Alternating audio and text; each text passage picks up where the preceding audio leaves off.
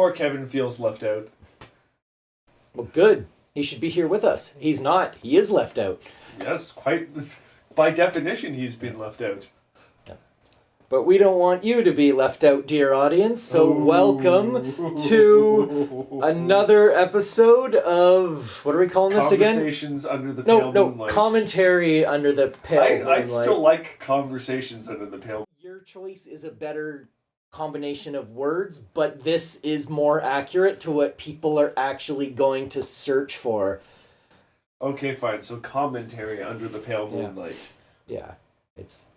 We're going to do the thing again where we're going to show you a 3-second countdown. When the countdown ends, pause this video and then double-click the little file to start watching this episode in the pool of the Pale Moonlight. Right after you've double-clicked that episode, unpause this video, and the audio should line up close enough that it works. But if it's a little off, don't fret, because what we're going to discuss will probably have so little relevance, it's not going to matter anyway. And with that, the countdown begins now. Do you like how I tried to up the YouTube douche with that delivery? Sure. So this is Season 6, Episode 19, In the Pale Moonlight. How many episodes has it been since the uniform change? Do you have that information off the top of your head? Because I certainly don't. Why, yes, I absolutely do. It is 35 episodes since the uniform change. That was slick. Nobody saw that coming, Kyle. I'm going to have to make a very strict point to use a completely separate microphone to record the numbers. Oh, of course. and then blank out that information that you just gave. Speaking of things that are technically out of place... What's with the star in the background just off the side of his face? It's one of those things I've often wondered, but see, unfortunately I live on the USS Sad Lonely Fat Man Who Lives in a Basement, which is located in Toronto, where we don't really have stars.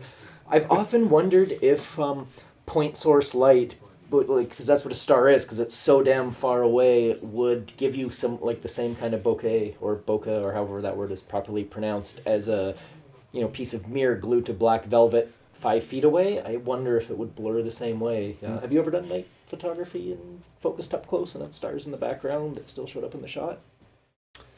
I can't remember if I have. If I've shot stars, it's been deliberate. Yeah. It's actually something I've noticed. You don't really see it in this episode of TNG, this episode of Deep Space Nine, but we promise that we like Star Trek and we know what the differences are. The thing is, I love them all so much that I get them confused. It's like, if you're not an only child, if you have siblings, you've probably noticed your parents always go through the list of all of them when they're trying to get you, and yours is always the last one. And really, what's the difference? It's a bald captain, right? They're the same thing. That's true. Yeah. I mean, it's, this... That's a very nerdy joke, if you get it. Picard and Sisko are actually separate people. Despite them both being bald men, they're not the same person or character. Because one has a goatee.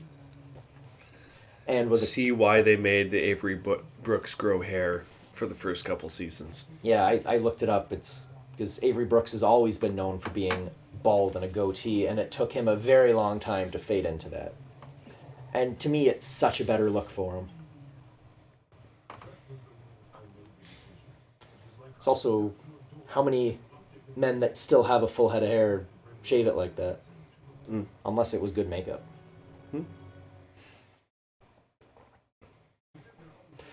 Actually, one thing I've noticed about Deep Space Nine in comparison to, say, any of the other ones is the tension always seems ratcheted up so much higher in Deep Space Nine than it does in pretty much any other Star Trek series, except for what Enterprise tried to do in Season 3, but no one gave a shit, so who cares? So, this one wins.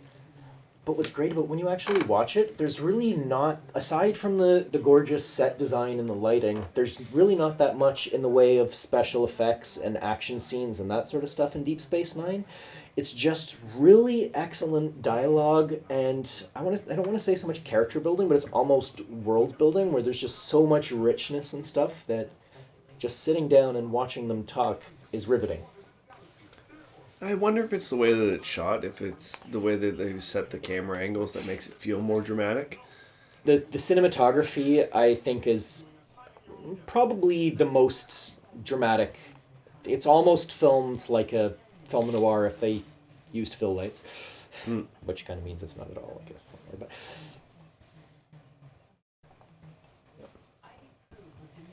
But I love how they always shoot that. They really flatten the backgrounds, blurs it out, but it doesn't look like it's miles away. It really sucks it forward because of the depth compression. There's a lot of reverse shot. Well, that's the easiest and fastest way to really film dialogue. In this case, I like it because you get to appreciate you get the delivery of each actor. These are two really strong actors. You get to film this scene while Jadzia is still in makeup, and they get to film that scene when Avery Brooks has gone home for the night. Like shot reverse shot. It's brilliant. It's wonderful.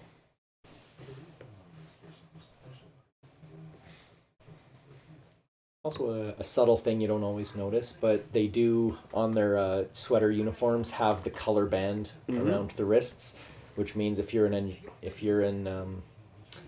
engineering, you can't really borrow a sweater from your buddy in the command division because the colors won't match.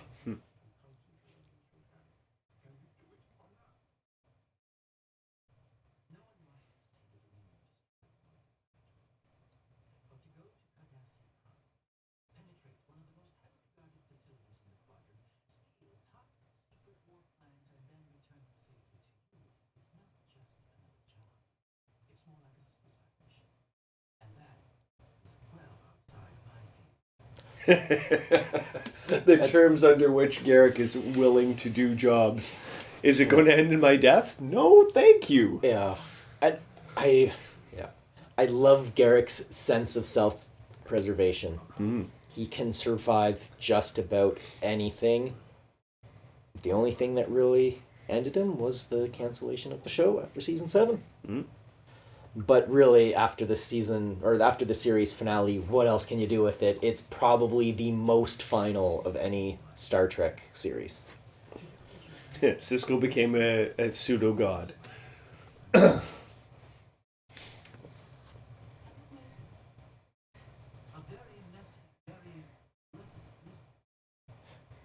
I do like how Garrick probes Sisko just to see, like, how far are you really willing to go, you little Federation pussy, you.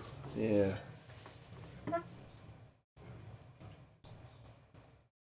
And Sisko thinks he's ready for everything Garrick has to offer. Because war, but oh, he is a rookie to the espionage game. Yeah, war is much more impersonal, it would prove, or at least he's used to the impersonal nature of war compared to the weight of the 2 deaths that he has to live with in this episode. They hit him harder than the casualty reports hit him. Oh, that's true. Yeah, the deaths the death of a mortal enemy and a criminal scumbag haunt him more than the thousands of people that died because he told Mr. Worf to fire. Rather than saying no, like Picard always did. Poor Worf. Seriously, had they just listened to Worf at the beginning, the episode would have been over by the second commercial break.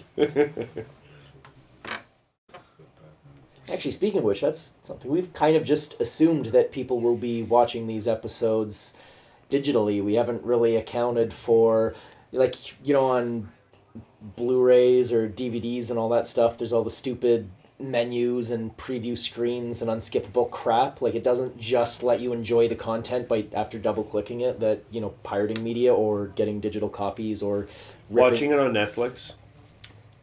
Oh right, you have Netflix. Yeah, see, I've got this thing where I'm a Linux user. Well, you are as well. Aside from when you have to boot in Windows, because fucking Silverlight, we hate you. Yeah, I rip all my DVDs and keep it on my hard drive just because Linux and watching DVDs doesn't always get along. And Yep. digital files, after you rip them and convert them, you double click, they play, no effort. I have no idea why companies still try to sell us shit on a shiny disk. We don't want it. Make it digital. In fact, I think my ideal licensing thing for television shows, just let me give Paramount or CBS a pile of money, and that's just a license to own a copy of this episode, and then I can just download it and pirate it, but it's magically legit because I've given the company money. I would honestly love it if that's the way this kind of content viewing worked.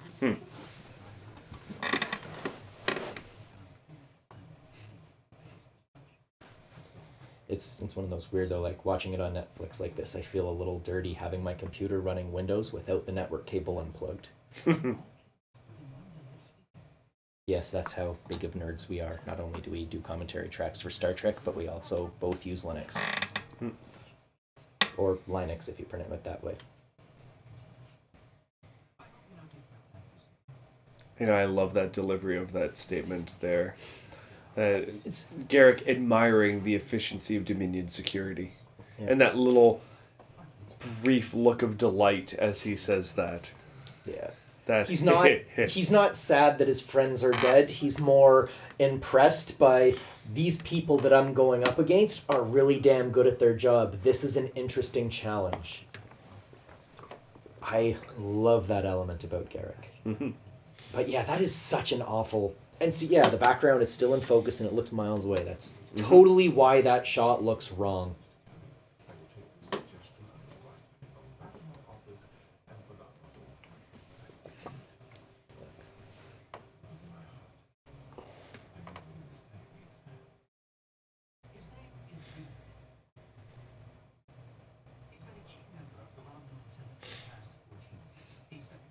It's another curious thing how Garrick just happens to have all this intelligence stuff laying around casually at hand. Like, he's just like, yeah, he's like, hey, all this horrible stuff happened. He just picks up a pad up at his tailor shop. And he's like, oh, this, like, high-level Romulan senator was at this top-secret meeting with so-and-so at this date. Here he is. He's on his way now. This is his course. Like, how? Like... He's a sloppy operative in that he's gotten all this confidential information. All these people have died to get him this information. He's just got it lying on his sewing table. Waiting for Cisco to inevitably show up and start asking questions. Well, you know, war is one thing, but tailoring is serious business, and he is good at it. Mm-hmm.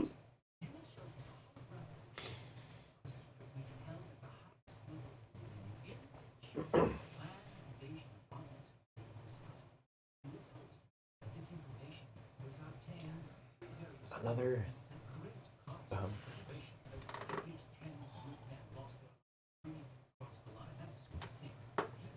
he's big about the mythology. Well, one thing I do like about the way the storytelling takes place, or the way this episode is constructed, is they have a lot of scenes where it's Garrick, like, it's kind of a complicated plan that for an audience might be difficult to understand, but they have him very clearly lay out their plan several times, and then as it happens, he very clearly lays out what happens, what the result, what the consequences are. Mm-hmm. So it does a really good job of making it perfectly clear what's going on at all times, because there actually are a lot of things happening in this episode, but you're not seeing most of them. You're only really seeing Cisco's point of view.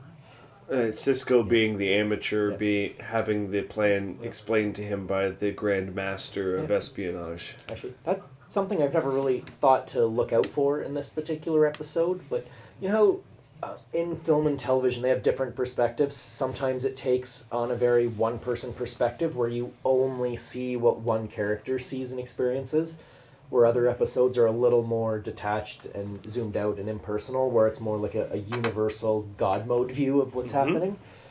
I'm wondering, is this episode a strictly Cisco point of view, or is there anything that we see or hear that you wouldn't know? Never thought to look for that, so we should keep an eye.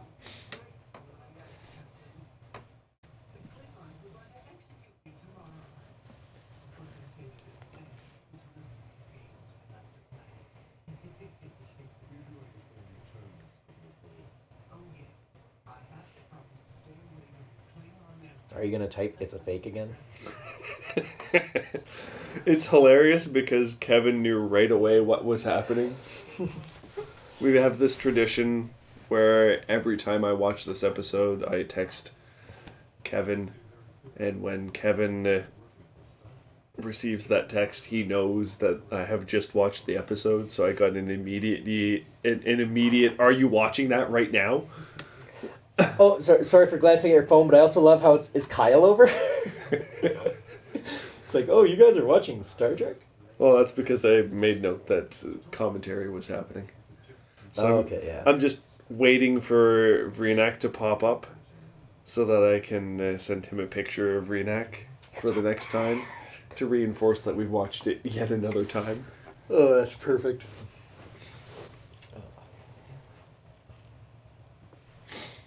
Something I've discovered, commentary is significantly easier when you are on board another starship with a fellow crew member. When you're just... we're not peers. When you're a... Don't include me in your list of peers. You're a ranking officer? Is that what you're trying to say? Yep. Damn it. One of these days I'll get promoted from crewman to executive crewman. I don't know. Do you think that the crew members that deal with sanitation ever get promoted to anything beyond dealing with other people's garbage? One of the things, there's only one time in all of Star Trek where you hear them, or you see them mopping, and I believe that's the motion picture. Is the only time you see two crew members. And in there's one point, I'm not sure if it's actually Deep Space Nine or Next Generation, but it's a conversation between Miles and Keiko. I think it might be Deep Space Nine, where they mention cleaning something up, and he just kind of shrugs and says it's a self-cleaning station. So I think it implies that everything's squeaky clean because the technology, I guess, exists to just clean up clutter. I don't think your basement's a self-cleaning basement, Starship. I've seen it.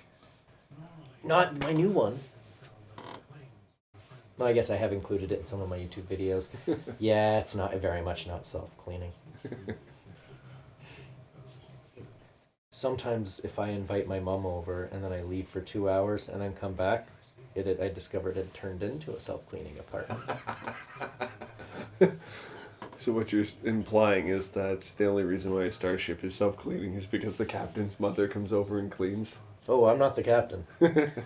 Maybe one day, but so far my service record does not warrant such a position.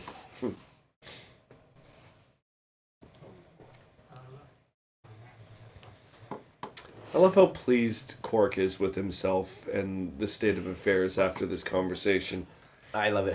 His confidence in the rule of acquisition that says that every man has his price. Yep. He even goes so far as to thank Sisko.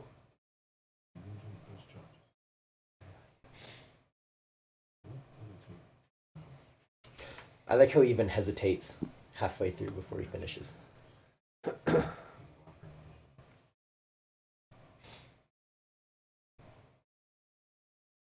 Never understood why Sisko didn't try to take it the wartime national security thing and just try to threaten Quark. Or does he realize that Quark wouldn't really respond to that? Maybe it's more simple than that he knew that Quark wouldn't buy that. Yeah. Knowing the kind of man that Sisko is and the kinds of ways in which Sisko has manipulated Quark over time. Sisko's done a lot of Quark manipulation. Mm-hmm. You trying to make a physics joke? No, but it kind of turned into a bad one. I'm sure everyone who actually knows physics probably thinks that I was and is now facepalming at how bad and utterly that joke just failed. But I was just talking about the Star Trek characters.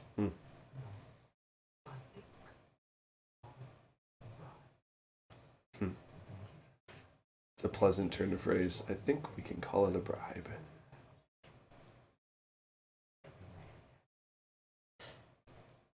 I love that eyebrow raise and the eyebrow raise with that great big face piece. Yeah. In fact, I'm going to say Quark is another one of the characters on this show that just, I think he really elevates the role. and he just provides. He's not really He was one of the original Ferengi. Oh, the original Ferengi. Well, in that episode where they appear for the first time, there's 3 of them. But he's kind of the leader of the 3, so he kind of number 1. Yeah, fair enough. Yeah. Another thing I just like about the cinematography of this episode is how it just is a lot darker than a lot of other episodes. Like, the struggle is reinforced by the lighting and the set and the way it's been dressed. And even most of the lighting in this episode isn't direct lighting. It's all through some sort of grill. So it just makes it a lot more moody and neat.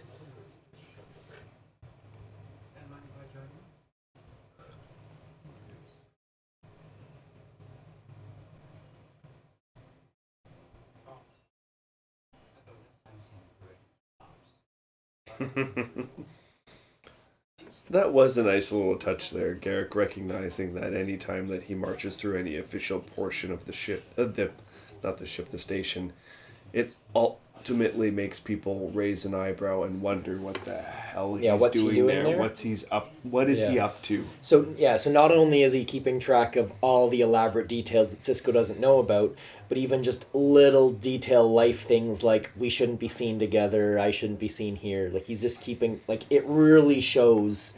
If I'm in ops, it's going to tip somebody off. Yeah. It just to me doing something I shouldn't be doing. His attention to detail is exquisite. Mm-hmm.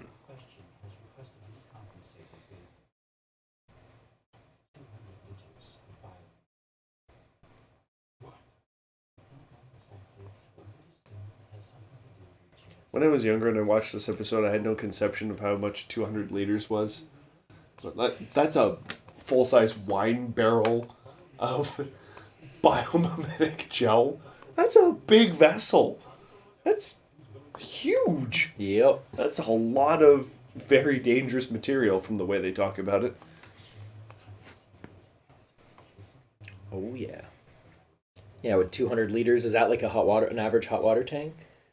No, I think that's more than a hot water tank. Wow. If you had 200 liters of biomimetic gel, what would you do with it? Half-baked cloning experiments. Yeah. I would love to have more underlings so I could perhaps be promoted to a higher position aboard my ship, like ensign. I think your underlings all disguised in one big trench coat would be a better ensign. Just like a bunch of kids stacked on top of each other. Oh, okay, yeah. I don't think you had quite enough setup there for that joke to be fully successful. You really have to work to establish the premise, otherwise the punchline just doesn't hit with enough force. Most jokes fail on the audience not understanding the premise. It's a good thing we're the only ones watching this shit. I really do love the indignant transformation here of Bashir. I don't think that he believes truthfully that Sisko understands exactly what he's asking Bashir for. That's what I get to, but he's able to deliver that idea without like having to say anything or really do any actions. It's all just facial expressions. This show had just such fantastic actors. Mm-hmm. Damar is another incredible actor.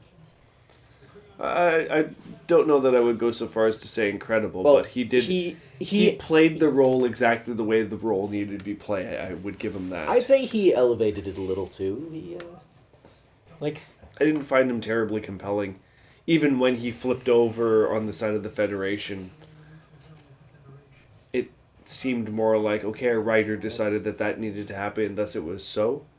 Not that Damar's alcoholism drove him to become a insurgent.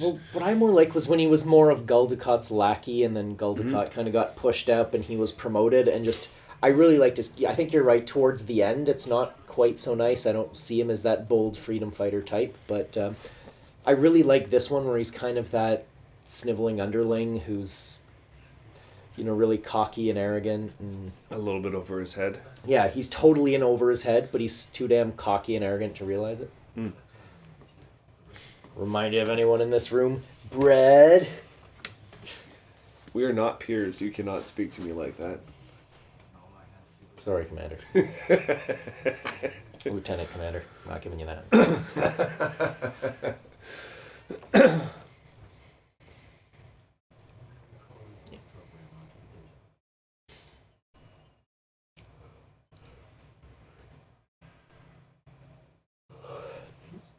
One of the areas where I sometimes feel that Star Trek fails is its depiction of civilian clothing in the future. I feel that character's clothing works really well for that kind of... I mean, visually it works, but Garrick's stuff can sometimes be a little odd. And in that one, I think I love Quark stuff because it's so perfect for the character. I love that Quark always wears capris. It makes me happy. I don't know. I think that they spend too much time thinking about what colors of clothing would look good with this alien's skin tone, and that's as far as they went.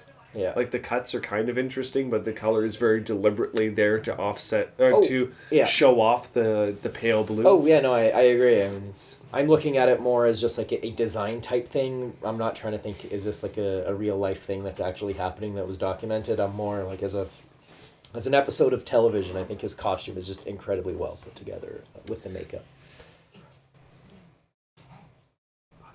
Whereas Garrick's thing, I think the color kind of contrasts. It's... How can I describe it?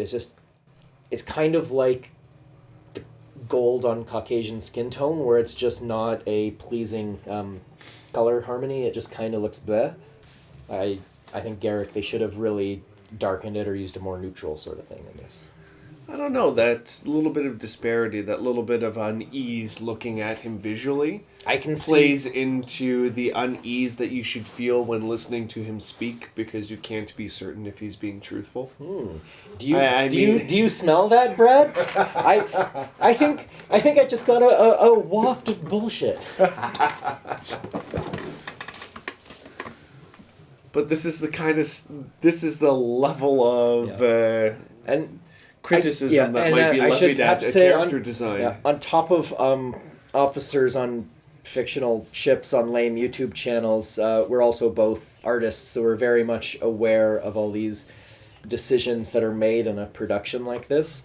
And you might, if you're not in a creative field and you hear actors and directors and costume designers and all these people going into so much detail and so much history about every single item in a movie or in a television show or in a photograph, you might kind of think they're overthinking it. It's ridiculous. It doesn't matter. It's just a suit. But when you have that, you're constantly making little choices. And when you have that solid idea in your head, it really guides the choices you make into being more appropriate and better for the episode. It kind of improves it as a whole. So, that might sound like utter bullshit about the unease in Garrick stuff, but I'm pretty confident at some point creative people did sit down in a room and decide that visual unease was something they wanted to tie to Garrick where possible. Like that little bit of they want a disparity between what he says and the way his facial expression is. Yeah. How he behaves and how he looks. There's always that give and take, that unbalance. Yeah, You'd expect him to be genuine, but the actor puts on just a little bit too much of that pleasant expression on his face, where it seems disingenuous. Yeah, you never know what to... Yeah, it's like, but which ones were true and which were lies? They were all true. What about the lies? Especially the lies. That's such a great line. I don't fully understand what he means by it, too. I still haven't fully wrapped my head around that line, but man, it's good. Another douchey statement that our personal truths are just the stories that we tell ourselves. Was that a line from this show? No. I don't mean this episode, but yeah, it's a good quote. Mm. It's also one of the things with Garrick and the civilian clothing and how it's constantly changing is a good way, because this episode does feel very contained and fast paced, as if it's taking place just over the course of a day. But if wardrobe. if you look at Garrick, well, he's pretty much the only visual clue. Every time you see him, he's wearing something completely different. So it's a great way to show the passage of time, but it's also a great way to piss off the editor with continuity issues, because you so know at some point they're going to need to reshoot one of those scenes and they're going to screw something up, and it just throws everything off. So you really see the value in just having everyone have a uniform. But yeah, it's a nice subtle little thing they do to show that, this isn't that compact of a thing. It's almost like this episode could be taking place in the background between the previous and next episode or something. Like it's. I wonder if we watched the previous episode that follows, that we would be able to convince ourselves that that is in fact the case. Could we read in enough into the episode that comes before the episode that comes after to say, yeah, maybe. I doubt it, but it's definitely worth a shot.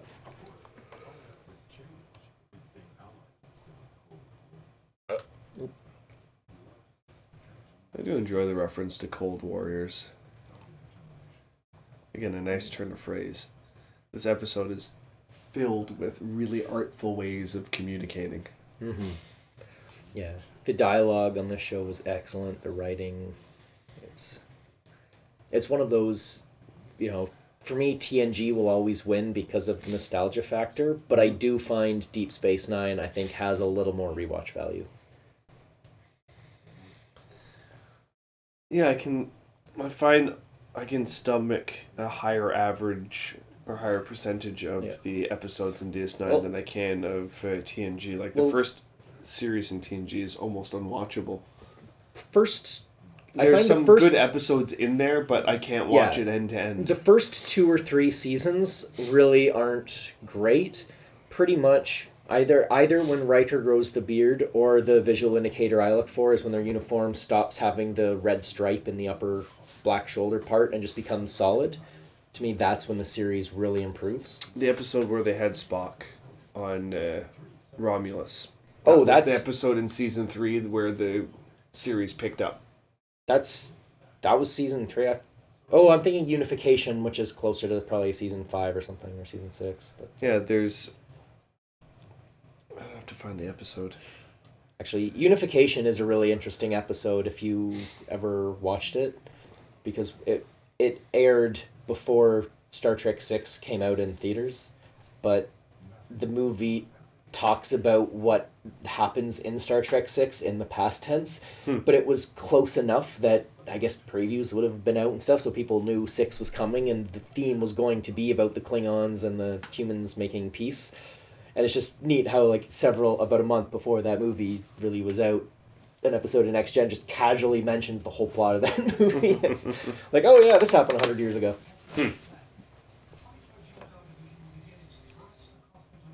I really appreciate, now that I'm older, the attention to detail in the Romulan makeup. Like, all the undertones are purposefully green. Yep. To reinforce that the blood is green. Yep. I never noticed that, actually, when I watched it originally. I always sort of... Like, as a younger person, I did not see that at all, but...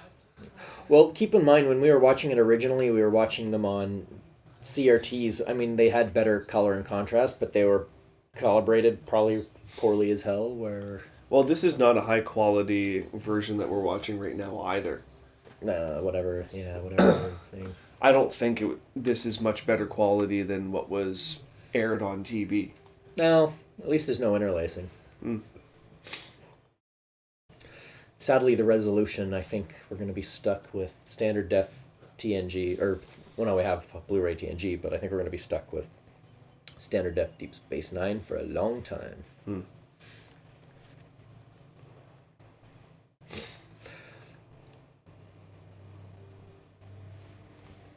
I also love the Just the Cardassian architecture, how it just looks so, well, very inhuman.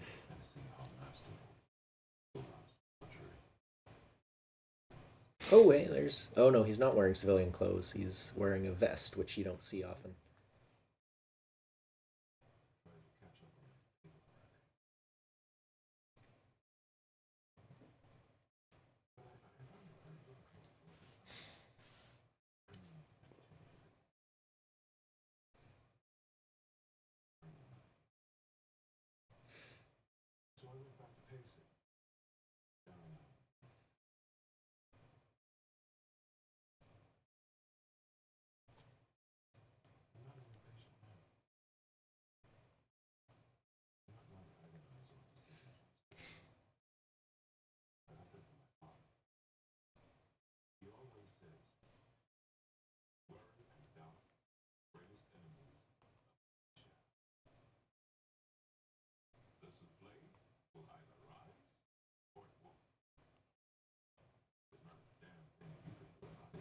That's a lie. You can slam the door of your oven.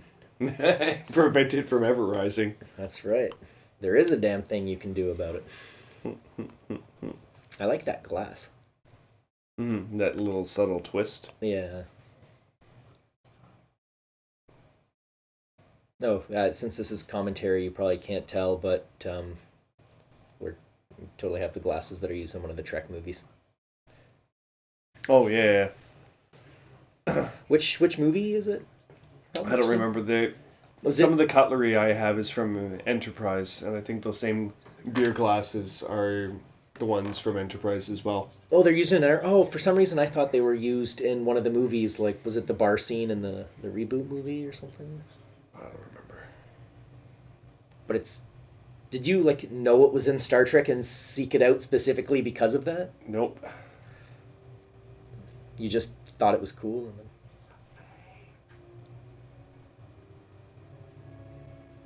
Okay, remember, why do you suck? Oh, come on. Yeah, not even close. That's yeah. So we were mentioning earlier, but the friend that we always text "it's a fake" to whenever we watch this episode, Brad just tried to take a picture with his smartphone, but he just learned the hard way why people who like to take photos and get accurate timing use DSLRs instead of smartphone cameras, because with the DSLR you click the shutter and it shoots, where with the smartphone you click the button and it waits a few seconds, then it refocuses, then it focuses on the wrong spot, then it shoots the picture, then you've missed it forever and you're fucked. Yep.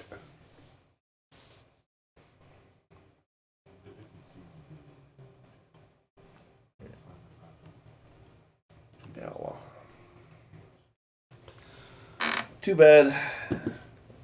It's actually one of the more interesting things I've thought about this episode. Like, the scene with Quark and the bribe. It's like, had they used a different character, they could have saved a lot of effort with makeup. Like, there's lots of... Like, could you imagine that poor actor having to sit in that chair for 6 to 8 hours, have all that stuff painted on his face, just so he can have that 2 minutes of screen time, and that's it. What I have a hard time fathoming here is the kind of security changes that had to happen on the station in order for nobody to know that the Romulans were on there. Like, all the biometric scans, all of the internal scans that would have had to have been redirected in all of those areas, for nobody to be able to scan and say, why are there Romulans on the station? I'm sure in wartime especially, but the captain or admiral or any commanding officer of a space station or ship probably has certain procedures, because there's episodes in both Next Gen and Voyager, especially with the Omega Principle episode, but I believe TNG has one as well where, a captain is very much, you don't get to find out what's going on. You just do as I say. I'm going to act weird for a while. It's, a matter of, intergalactic security, interstellar security. Yeah, except Worf is very often the character that goes, no, there's something weird going on. Yeah, but Worf is more... Well, at this point, Worf was more for the ship, and Odo was more for the station. Because remember, they'd already established the whole Worf versus Odo clash and Odo really having to Previous step to back that, and being yeah. like, you know what, all right, Odo, you investigate. I'm strategic command. I deal with shooting stuff with my awesome tiny ship. Yeah, I guess that conflict had already happened, so Worf was But- already understanding his place for himself, so Yeah. he may not. Yeah. It's also But you would think that at some point Odo would wonder why yeah Tolar would yeah, you'd think be Romulans forgiven all of a sudden, that problem would just be wiped away, and that he wouldn't ask any Yeah. more questions about it. Yeah, because it's not like Odo to suddenly like just drop something like that, or just oh yeah, like he's usually keeps a very. I mean, the whole thing with this species is they have a natural sense for order and. And that Cisco behaving weirdly around that event wouldn't tip him off. Yeah. Yeah, I never. That's an issue I never really considered before, but now that it's there, it's just going to be this glaring thing in my head every time I want. Thank you for ruining this episode for me forever. It's kind of like pointing out how every movie made in the last 10 years has been like obnoxiously teal and orange. TV shows have done it too. Once you've been told, once you notice it, you can never ever unsee it. It's like when someone tells you that, like listeners, I've probably ruined media for you for the rest of your lives. You're welcome. All right, well, now let's listen to this wonderful speech here.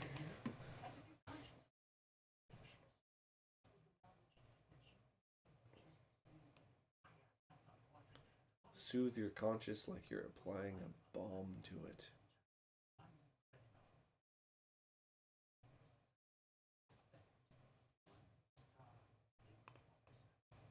He delivers it so well. And that half-crazed look that he's wearing on his face right now. Oh, yeah.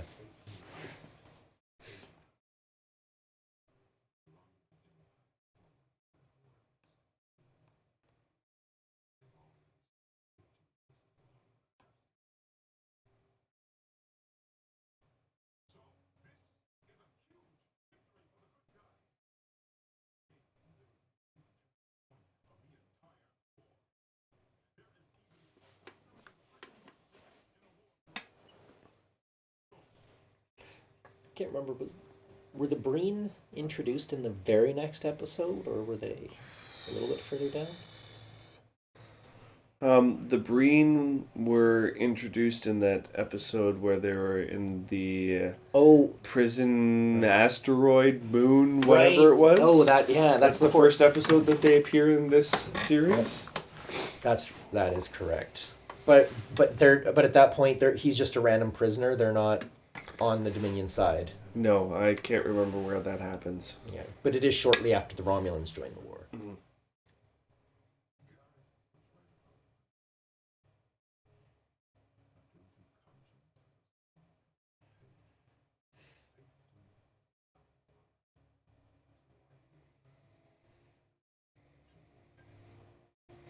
Well, the pacing pattern that Cisco has is really interesting. He's constantly walking behind the couch, and then back around one side, and then he'll go around the other side, and then back around that same side. He's just constantly going in front of and behind the couch. I wonder if that was stage direction for him, or Absolutely. or if he decided that that's the way he was going to do that, like that halfway's pacing.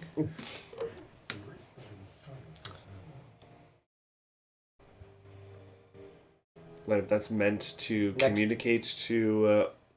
Next time, or for the next commentary of this episode, I should try to find a copy of the script for this episode so we could actually have those notes to refer to. That would be really interesting to see just what the stage directions were. Yeah. All right, well, thank you for joining us on our second ever episode of Commentaries Under the Pale Moonlight, or whatever Brad wants to call it.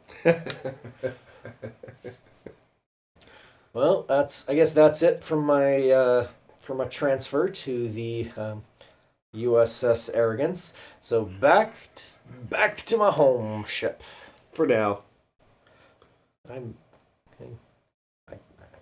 I got to get back to my job. That conduit's not going to scrub itself. I'll make sure to call you the next time we need ours scrubbed. I can do more than that too. I can also scrub nacelles.